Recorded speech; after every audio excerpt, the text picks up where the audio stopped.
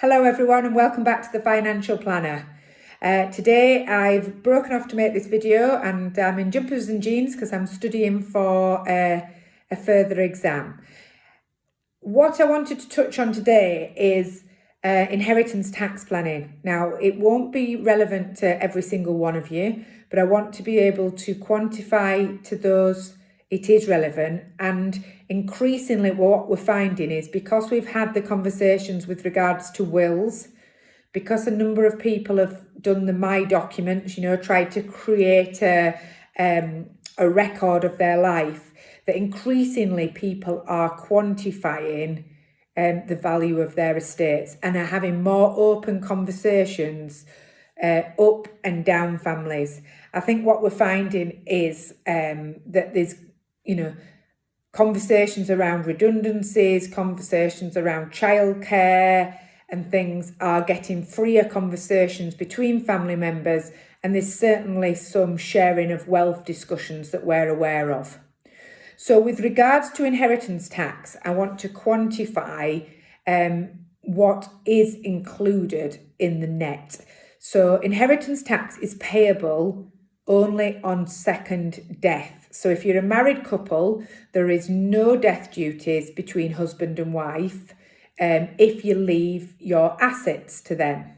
If you are single, it's payable obviously at the date of the single death. If you leave gifts to somebody other than your spouse, for example, you have children prior to the marriage you're in, then they are debited on first death. And what we all have is a nil rate band of £325,000 each. So each individual is allowed that amount before any calculation is done. So that's why commonly if there's a married couple, you hear people say, we've got 650,000, haven't we, that we're allowed. Yes, if everything you own is passed to a spouse, then in theory, on second death, you've 650,000. But what was introduced a number of years ago now, but which has just been increased this very April, is an additional residential nil rate band. And this is 175,000 each. So that is where if you've got one of those each, that's a further 350, and that's where you get the £1 million that was referred to in the election campaign. So it's been a number of years coming, but now you are entitled to £1 million, and that is set to increase by CPI each April. So next year there will be a small level of increase by the Consumer Price Index.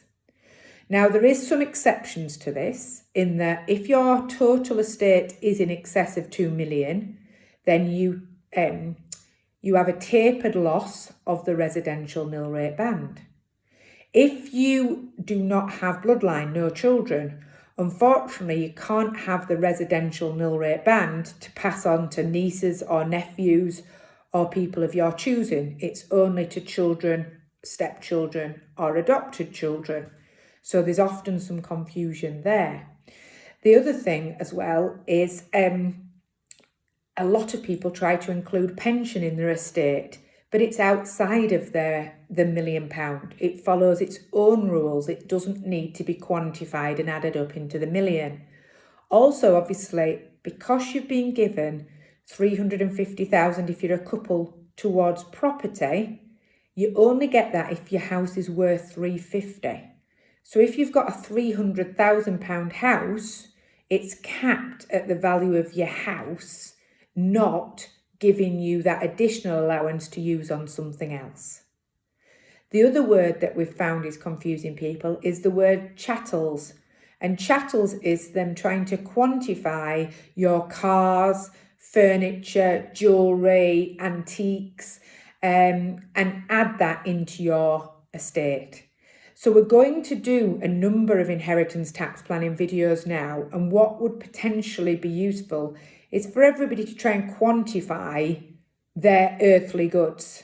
And then you can see and relate to that allowance. Now, For those of you who've been working with us for a while, you will have been given an IHT calculation at your meetings. So it's to reflect back against that and say, has anything changed? Did I understand it? Has the recent events affected my view on it? And for people who are wanting to have conversations with others, I suppose what you're trying to do is surmise and quantify what exists there. Now, there is a number of things that you can gift with exemption, and they're on the screen now. So we get commonly asked about, can I give away money? You can give away £3,000 per person per year, and that's from the giver, not the receiver. So what I mean by that is people say, I have 3 children, so I gave away £9,000. No, unfortunately, that's 3,000 being counted on the receiver. It is the giver. So if you wanted to give it to 3 children, it would be £1,000 each. I hope that clarifies.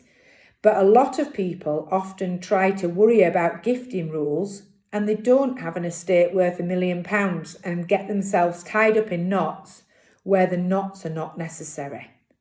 And what needs to be the case with gifting is very accurate record keeping. Now, we have gifting records, if these will assist, and certainly we know through these series of videos there's some very committed people now who are really applying themselves and following each video. So by all means, we've attached a gifting record. We're here to assist you. With technology, we can facilitate family meetings if that's of interest. And often we do those with all numbers removed, and you're just trying to explain context and not divulge information about wealth. So I hope that's been helpful. And as I say, this is a direction of travel we're going to take over the next couple of weeks. So if you need assistance, as always, get in touch. Hope you're staying safe.